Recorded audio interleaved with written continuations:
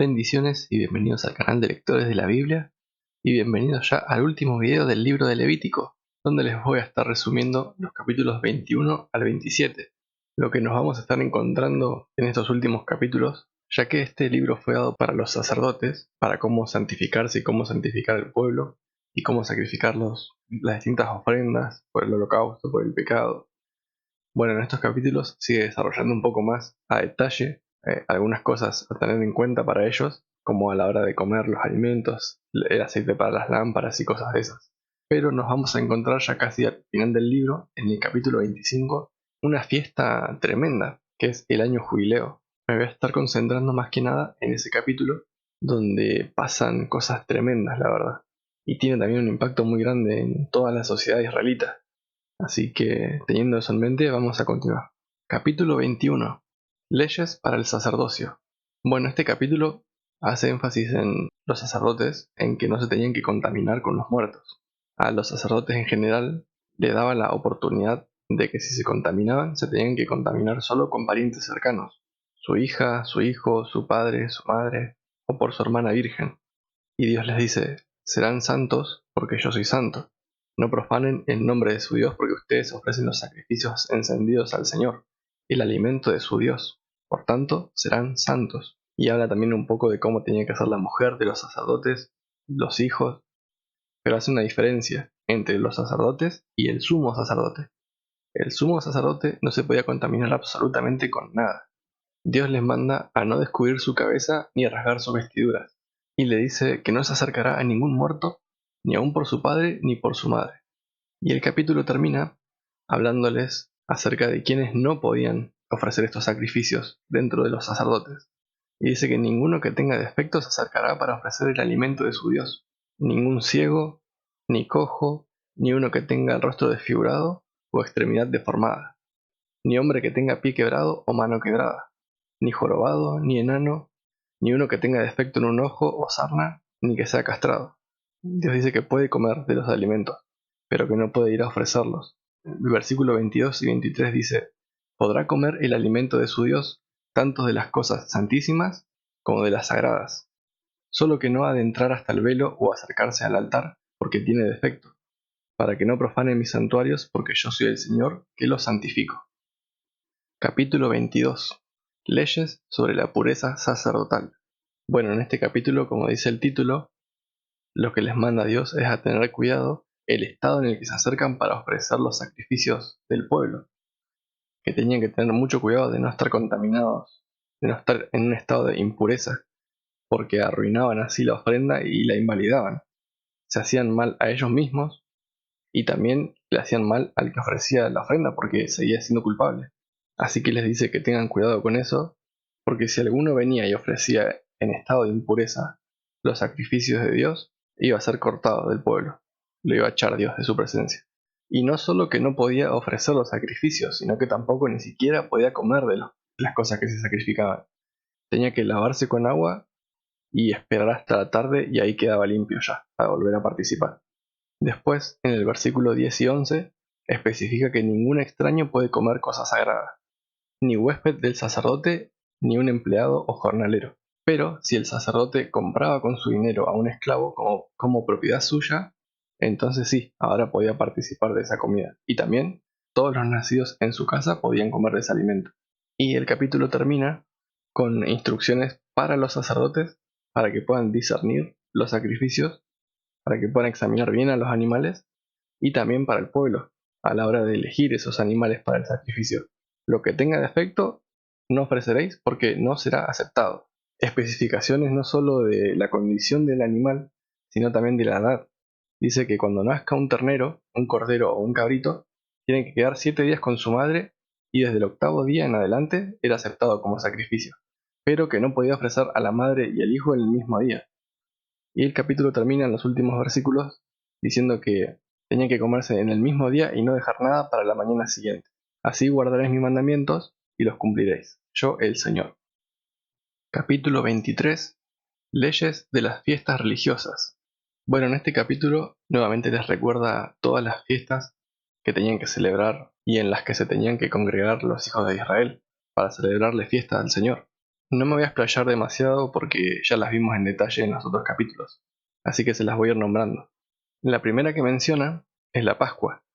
En el mes primero, el día 14 del mes, al anochecer, es la Pascua del Señor, y el día 15 del mismo mes, la fiesta de los panes sin levaduras para el Señor. Por 7 días comerás pan sin levadura.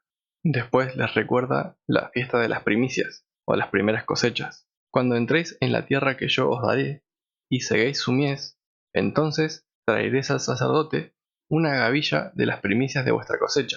Y después les dice, contaréis desde el día que sigue al día de reposo, desde el día en que trajiste la gavilla de la ofrenda mecida, contaréis 7 semanas completas, o sea 50 días. Entonces presentaréis una ofrenda de espiga tierna al Señor como primeros frutos.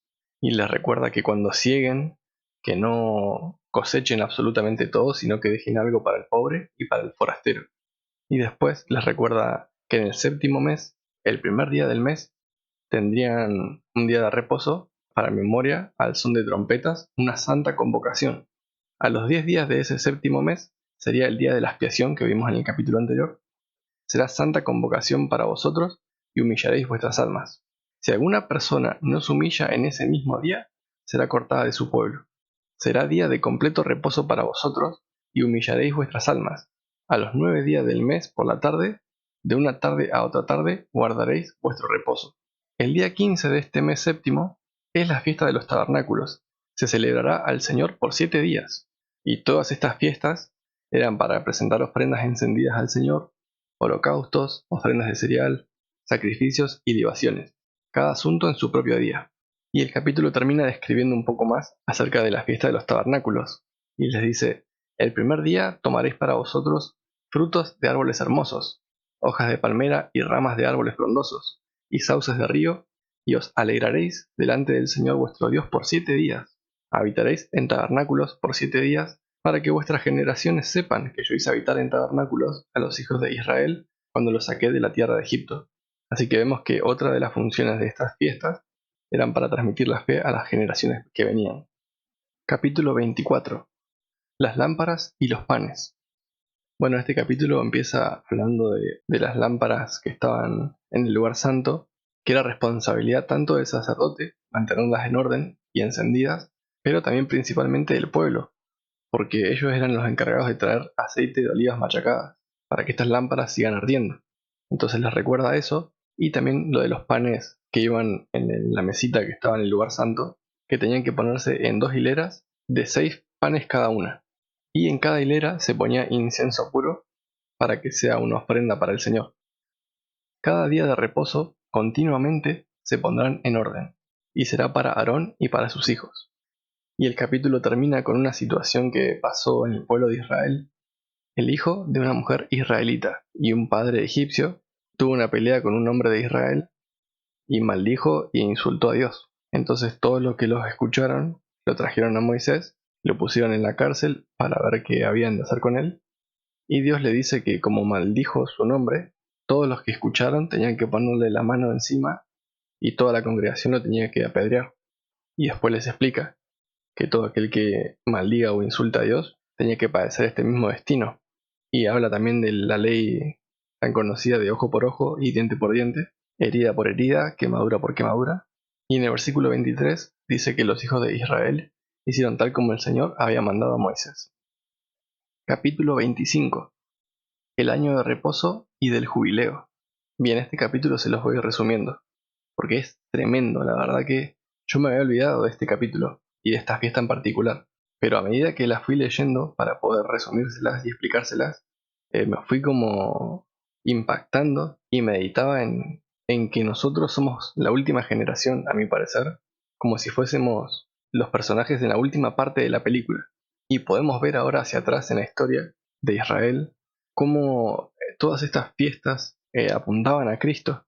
La primera parte habla del año de reposo, o como lo conocemos también, el año sabático, que era un año de descanso. Dios les decía muy seguido que recuerden el día de reposo semanal para santificarlo y para descansar de toda obra. Pero acá les instituye un año sabático, un año de descanso, no solo para ellos, sino también para la tierra. En el versículo 4 le dice, el séptimo año la tierra tendrá descanso. Este año sabático comenzaba en septiembre. al final de la cosecha en el 7º mes de su año actual. Y la ley ordenaba, 1, que al tiempo de la siembra, que seguía inmediatamente al final de la recolección, no tenían que sembrar grano en la tierra y por consiguiente no había de esperar ninguna cosecha, porque no tenían que sembrar nada. 2, que lo que el suelo produjese de sí, no lo habían de reclamar como de su propiedad o uso privado, sino que solo tenían que comer lo que se llevaban a la boca. Y todo lo demás quedaba para el pobre, para el siervo, el extranjero y para el ganado. Todos los trabajos anuales habían de interrumpirse en el 7º año, del mismo modo que los trabajos diarios habían de interrumpirse en el 7º día. Era un favor que se le hacía al suelo, dejándolo descansar de tiempo en tiempo, y al mismo tiempo era un reconocimiento de que el verdadero propietario de la tierra es Dios. También tenía fines educacionales, porque durante ese año había mayor oportunidad para todos de dedicarse al estudio de la palabra de Dios. Y después, si no entendí mal, cada 49 años se celebraba este año jubileo. Era proclamado a son de trompeta en todas las partes del territorio, tanto para notificarlo a todos como para expresar un gozo triunfal por él. Y de ahí viene la palabra júbilo. ¿Y qué era lo que sucedía en ese año? Era que se hacía la remisión de las deudas personales, había de efectuarse la recuperación legal para todos los israelitas, de toda la propiedad y de toda la libertad que hubiese perdido desde el último año jubileo. O sea que quedaban completamente en cero, por así decirlo. Las deudas que vos tenías y las deudas que tenían con vos. Todo era perdonado. Y así también el que había sido esclavo por causa de la pobreza, cuando no tenían ya más plata ni tierras para vender, se vendían a sí mismos. Entonces acá volvías a ser libre y volvías a tu tierra. Y esto no causaba ningún perjuicio al comprador, porque el año jubileo estaba fijado y todos sabían qué año iba a caer. Así que cerraban sus contratos convenientemente con miras a dicho año. Y algo también llamativo era que Dios les prohíbe vender las tierras. Antes de que ya llegaran a la tierra prometida y se dividiera, tenían prohibido venderse. Solo se podían alquilar por ciertos números de años sin exceder nunca el próximo año jubileo. Y por este medio se proveía para que la distribución de la propiedad por familias y por tribus se conservara equitativamente, y para que nadie se hiciese rico de un modo desorbitado, sino que se ocupasen en cultivar lo que poseían más bien que en ensanchar desmedidamente sus posesiones. Eso es tremendo, muy, muy bueno. Eso era como una daga, por así decirlo, a la maldad que lleva el hombre dentro. Esa codicia, ese anhelo por más y más y más. Entonces se cree que no se respetó durante mucho tiempo esta condición. Así que la libertad que cada persona había perdido se le era de vuelta. Versículo 10 dice, cada cual volverá a su familia. Les da detalles también de cómo debían ser los precios de acuerdo a qué tan lejos estaba este año jubileo. Obviamente mientras más cerca estaba, el precio iba a ser menor. Y Dios les hace promesas también, de que si cumplían esto, iban a habitar en la tierra seguros. Y no solo exteriormente seguros, sino también una confianza de ánimo. También les promete que tendrían en abundancia. Versículo 19 dice, comeréis hasta saciaros. Y les dice que no les faltará el alimento conveniente ese año, que no iban a sembrar ni cosechar. Eso tenía por objetivo a largo plazo el estimular al pueblo de Dios de todas las épocas a confiar totalmente en Dios. Continúa diciendo, si alguien, por su pobreza, se veía constreñido a vender su tierra para poder mantener a su familia, y después se veía con medios suficientes para recuperarla, podía recuperarla antes del año jubileo. Pero si la persona no tenía medios para rescatarla, podía hacerlo a su pariente más próximo. Y si la tierra no era rescatada, volvía de vuelta al que la había vendido o la había hipotecado. Después tenían leyes acerca de cómo tratar a los pobres. Les dice, los pobres deben ser aliviados. Versículo 35. Tú lo ampararás, con tu simpatía teniéndole compasión, con tu servicio haciendo algo para aliviar su situación, con tus bienes dándole de acuerdo con su necesidad y con los medios que tú dispongas. Y el capítulo termina hablando de los esclavos, que un israelita nativo nunca podía ser hecho esclavo para siempre, pero si él se había vendido a sí mismo a causa de la pobreza, y era de su propia nación aquel a quien se había vendido, no se le tenía que hacer servir como un esclavo, sino como un siervo, como alguien alquilado, de quien el amo solo tiene el uso y no el dominio. En ese año de jubileo tenía que salir libre él y sus hijos consigo y volvería a su familia. Al final del video, en la parte de reflexión, voy a estar hablando un poco más acerca de cómo me llamaba la atención este capítulo tremendo y la relación que hacía con Jesús. Seguimos con el capítulo 26. Capítulo 26. Bendiciones de la obediencia.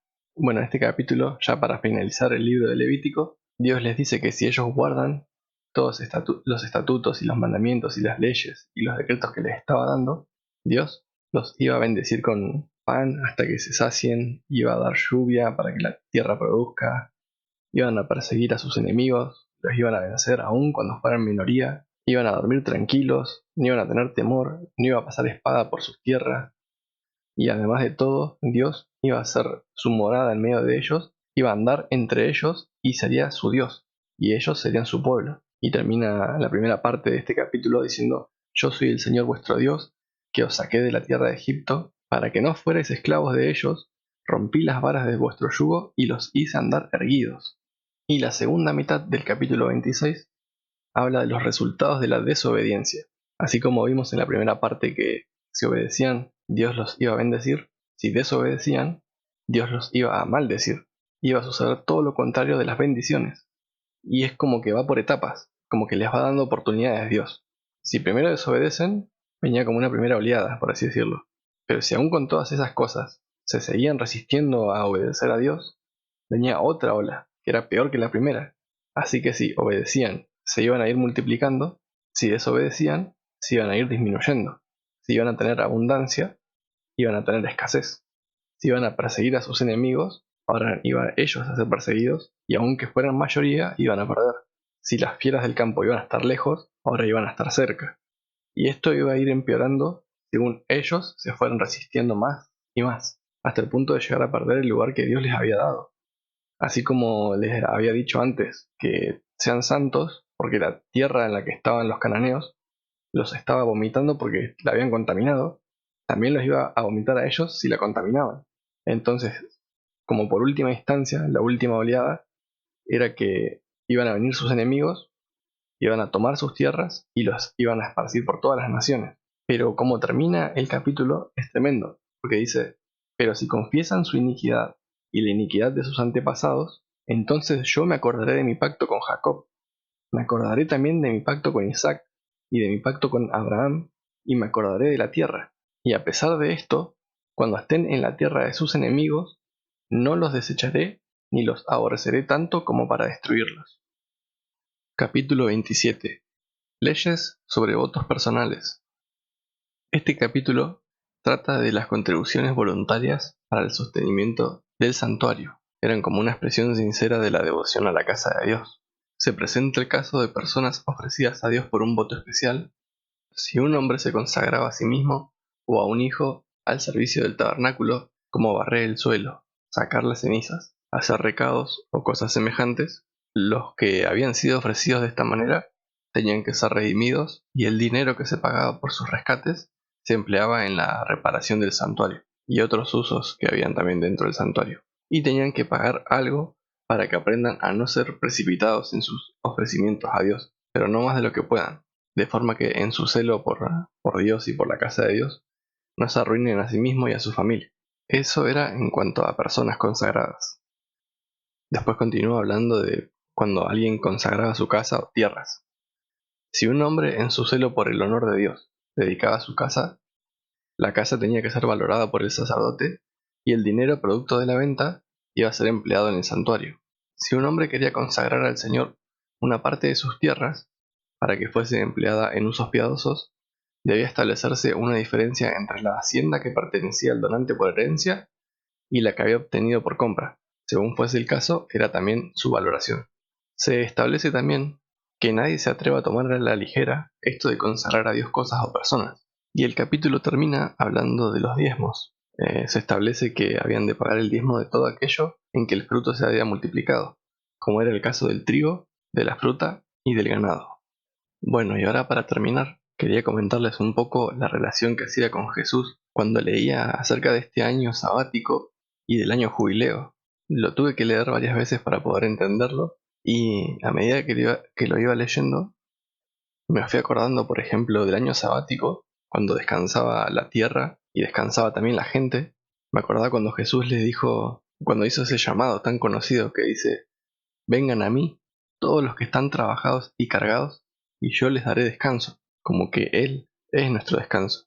Después lo otro, cuando leía lo del año jubileo, cuando leía acerca de lo de que el pariente era el que redimía al que estaba en pobreza total, que no podía redimir sus tierras, que Él vino y se hizo como nosotros, asumiendo la naturaleza humana, para también redimirnos a nosotros del pecado, ya que nosotros, por nuestras propias fuerzas, no podíamos. Y por último, cuando terminé de leer todo acerca del año jubileo, me preguntaba quiénes eran los que más estaban esperando ese año. ¿Eran los pobres, los esclavos, los endeudados? ¿Y quiénes eran los que menos esperaban este año? Y eran los que más tenían, conociendo la naturaleza del hombre, seguro que no quería que llegase o que fuese distinta, para poder sacar ventaja de todo lo que tenía y poder seguir añadiendo más. Entonces hacía la comparación con el Evangelio. Cuando Juan el Bautista estaba en la cárcel, le menciona, ¿no?, que los enfermos serán sanados, que los ciegos ven, y lo que le menciona también era que a los pobres les era anunciado el Evangelio. Y en las bienaventuranzas menciona, bienaventurados los pobres, porque de ellos es el reino de los cielos. Y también dice de los ricos, cuán difícilmente es que un rico entre en el reino de los cielos, porque confía en las riquezas, no cree que tenga necesidad de nada. Así que eso era por mi parte lo que pensaba acerca de este capítulo tremendo, que la verdad mientras uno más medita seguramente va a sacar más cosas. Así que nos vemos en el siguiente libro, si Dios permite. Felicitaciones a todos aquellos que han podido terminar esta lectura. Paz del Señor.